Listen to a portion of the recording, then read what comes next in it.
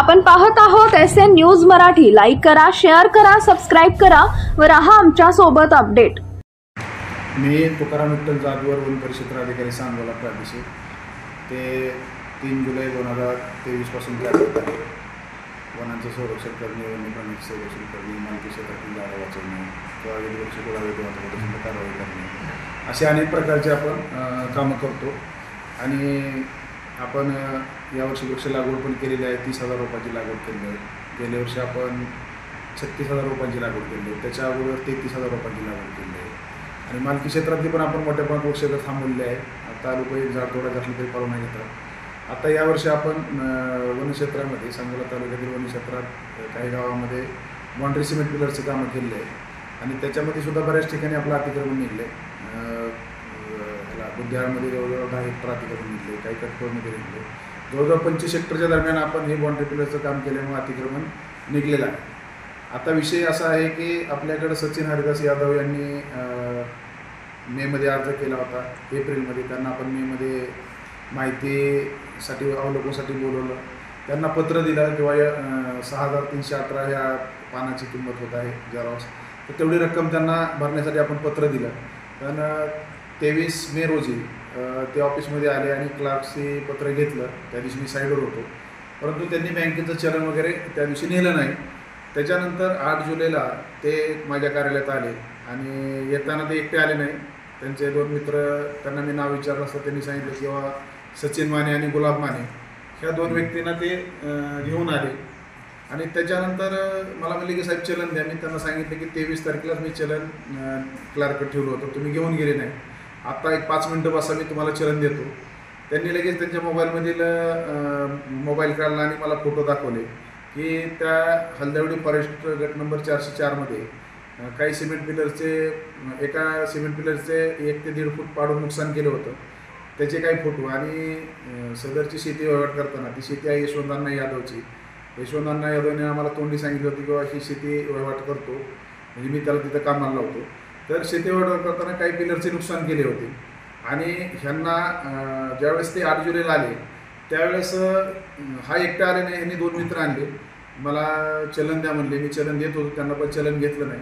ऑफिसच्या बाहेर मला त्यांनी बोलवून घेतलं, गेटच्या बाहेर, साहेब काम आहे तुम्हाला प्रायव्हेट बोलायचं म्हणून। आणि त्यावेळेस ते सचिन यादव म्हणले की साहेब तुम्हाला काम तुमचं सिमेंट पिलरचं सांगोला तालुक्यात निकृष्ट झालेलं आहे, तर मला 5 लाख रुपये द्या, असं सचिन माने, गुलाब माने आणि सचिन यादव या तिघांनी माझ्याकडे 5 लाख रुपयाची मागणी केली।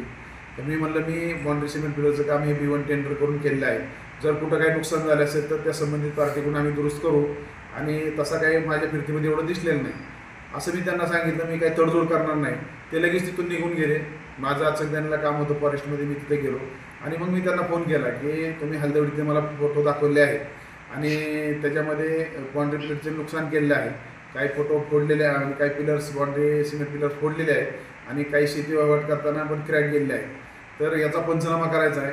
आणि सदरचं हद्दीपणा नष्ट करणे हा अजामीनपात्र गुन्हा आहे, त्यामुळे तुमची चौकशी काय आम्हाला करायची आहे। त्यामुळे तुम्ही उद्या सकाळी 9 वाजता हलदवडीच्या फॉरेस्टमध्ये या। त्यांना मी फोन करून सांगितलं 8 जुलैला, परंतु त्यांच्याशी मी कुठल्याही प्रकारची तडजोड केली नाही किंवा कबूल झालो नाही।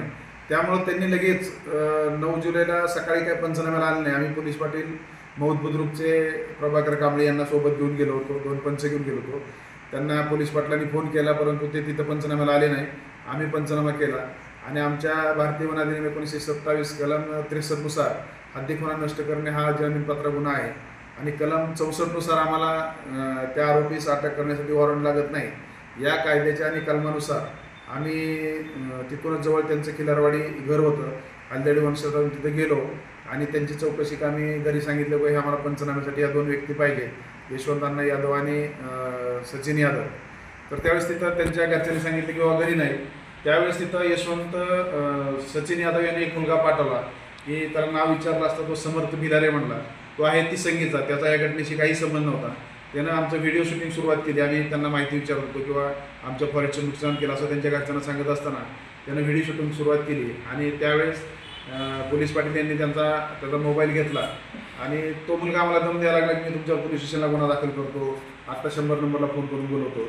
त्यामुळे त्याचा जो मोबाईल होता तो पोलीस पाटलांकडेच आहे, त्याचा मोबाईल माझ्याकडे नाही।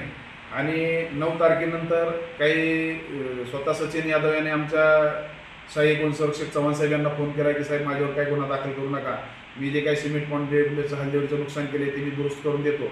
त्याच्यानंतर संभाजी ब्रिगेडचे एक कार्यकर्ते पंढरपूरचे ते कदम त्यांचाही फोन आमच्या साहेबांना गेला की साहेब मी ते दुरुस्त करून देतो पण त्याच्यावर गुन्हा दाखल करू नका. तसेच भाजपचे अध्यक्ष केदार साहेब यांचाही मला स्वतः फोन आला की तो माझा कार्यकर्ता आहे आणि याच्यावर काही गुन्हा दाखल करू नका.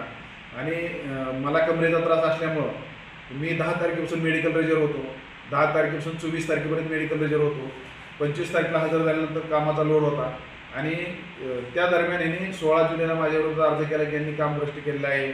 आणि त्या कामासंदर्भात माझं तसं मूळ बार्शीला मी राहतो घर आहे, तर ह्यांनी वाल्मिक कराड हा शब्द वारंवार वापरतात आणि माझे ते म्हणजे मानसिक त्रास देतात.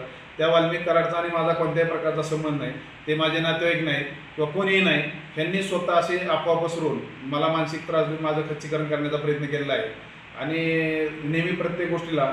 तर त्यामुळं 31 तारखेला पुन्हा पंचनामा करण्यासाठी आम्ही गेलो यशवंत अण्णा यादव यांच्या इथं बुद्धेरीवर. त्यावेळेस मी तिथे येऊन त्यांनी आम्हाला शासकीय कामाचा अडथळा केला, वाल्मिक कराडची भाषा वापरली, तू वाल्मिक कराडचा माणूस आहे, अमुक तमुक स्वतःच आरोप केले. माझा त्या वाल्मिक कराडशी काही संबंध नाही, तो कुठलाही मला माहीत नाही, मी त्याचं कधी नाव पण घेत नाही. पण प्रत्येक व्हिडिओमध्ये हे तसं करतात.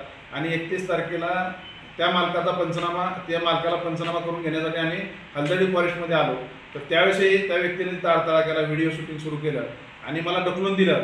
पण त्याने तो व्हिडिओ ढकलून दिला तर कट केला आणि आमच्या लोकांना पण धमकी दिली की मी ढकलून दिलं असं म्हणू नका. त्यामुळं आमचे लोकसुद्धा सांगायला किंवा ह्याच्या भीतीपोटे सांगायला भेटतात, कारण हा थोडा वेगळ्या प्रवृत्तीचा माणूस आहे. आणि मला तिथं ढकलून दिल्यामुळे मी खाली पडलो, बेशुद्ध झालो. त्यावेळेस आमच्या वनरक्षक मनपालनी मला शासकीय गाडीतून दक्षता हॉस्पिटल ॲडमिट केलं. मी 2-4 तास बेशुद्ध होतो. मला संध्याकाळी सोडल्यानंतर मलाही काही आठवत नव्हतं काय घडलं ती.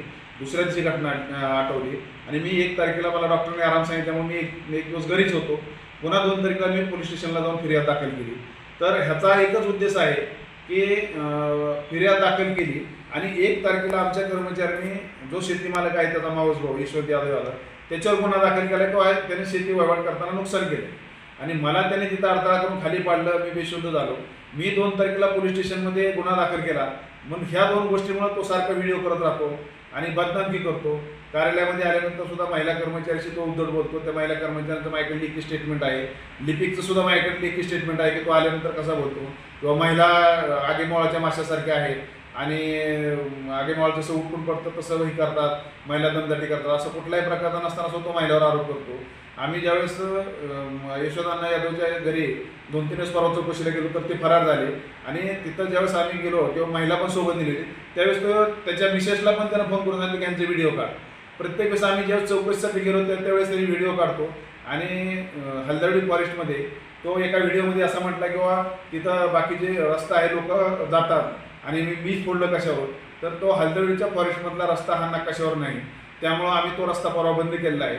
कॅनॉलपासून 20 मीटर हद्द आम्ही ठेवलेली आहे तिथं आणि आमच्या क्षेत्रामध्ये आम्ही तो रस्ता बंद केलेला आहे की बाबा तिथं जाताना हे किंवा इतर व्यक्ती पण नुकसान करतात. याने तिथं आमच्या हलदर्डीच्या फॉरेस्टमध्ये एक दबारा ट्रॅक्टर दगड आणून ठेवले आहेत, माती टाकले, ड्रिपचं पाईप टाकले आहे आणि बोरवेलचे काही पाईप टाकले, त्याचे पण आम्ही त्याचे GPS फोटो घेतले आहेत. याचा एकच उद्देश आहे की मला अतिक्रमण करू द्या फॉरेस्टमध्ये आणि माझा तो नेहमी म्हणतो किंवा आम्ही त्याच्याकडे चौकशीसाठी जातो, त्याच्याकडे मिटवण्यासाठी जात नाही.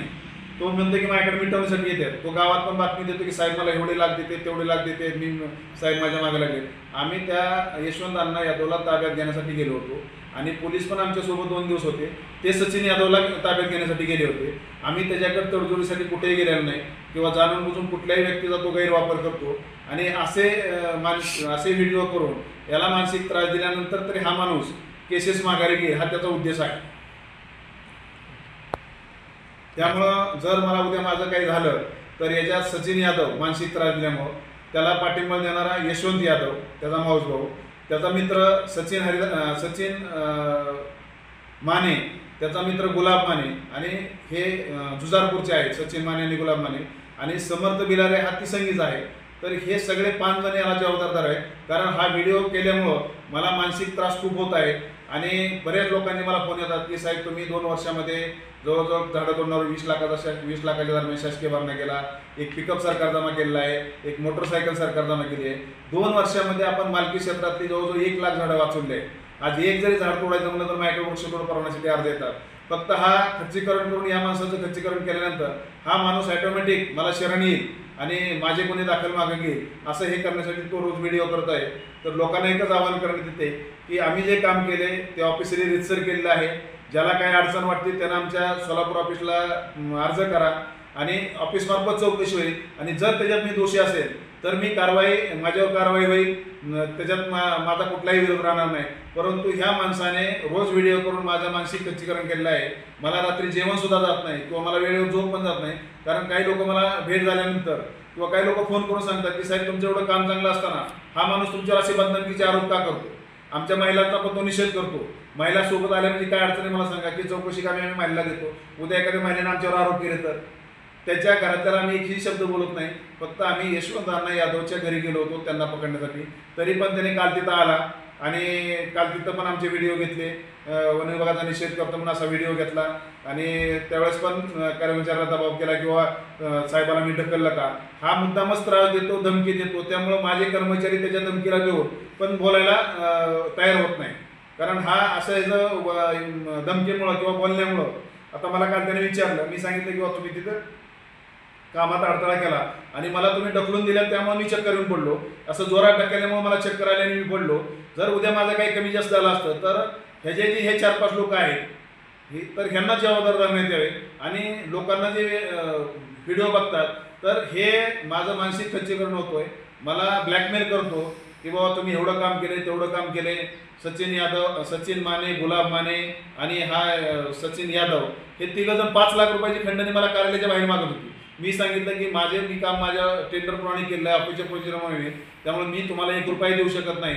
आणि मला पुढे चालून हा मोठा असा विषय होईल किंवा तो असं एवढं करेल एवढं अपेक्षित नव्हतं. पण पुन्हा जर माझ्या कार्यालयात तो आला असता तर मी अँटी करप्शन कड किंवा पोलीस स्टेशनला जाऊन त्याचा सापळा रचला असता. त्याने फक्त साधी डिमांड केली आणि एवढं पुढे तो रामायण घडेल असं मला अपेक्षित नव्हतं. पण जर पुन्हा दुसऱ्या वेळेस येतो कारण पुन्हा 8 जुलैनंतर तो कार्यालयात आलेला नाही. त्यामुळे मला तो अँटी करप्शनचा सापळा किंवा खंडणीचा सापळा लावता आला नाही.